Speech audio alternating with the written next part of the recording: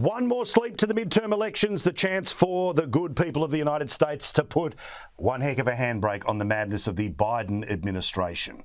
Can't wait for this. It's going to be fun to see. The size of the red wave, well, will it be the tsunami or will it just gently touch the coast? All of that will be revealed in the next couple of days. But that's not what I want to talk about tonight. Right now, I want you to realise how far the world has changed in just 2 years.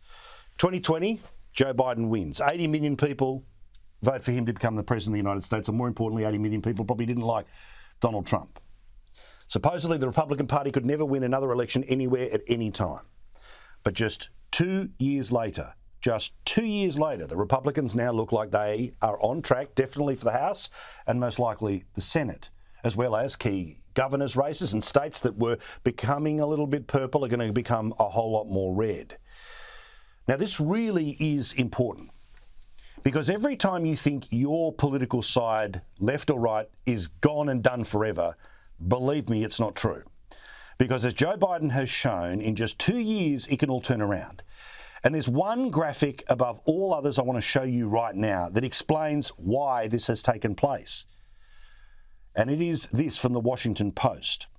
Now, as you can see, the three different lines, the first one is whether your financial situation remained the same. The second one is whether it got better. And the third one is whether it got worse.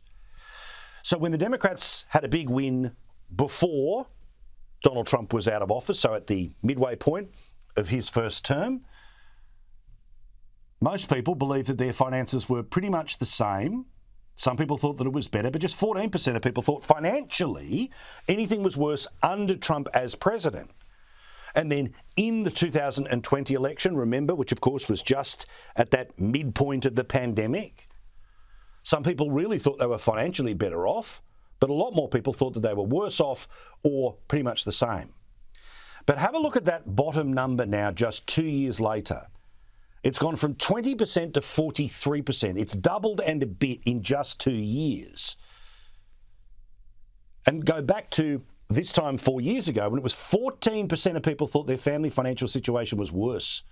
It's now 43%. That's why this is the election that will reshape the map. Will it reshape the map forever?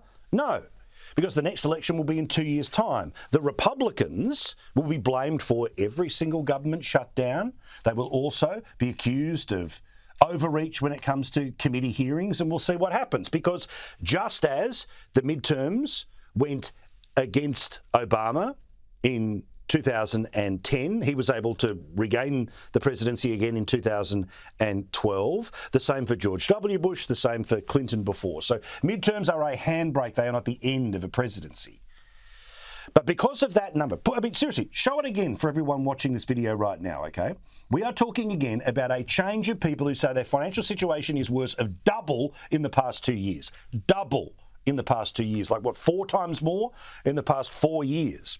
Which is why the Democrats have tried to pretend that this election is not about your financial circumstance. Don't worry if you're in the green line.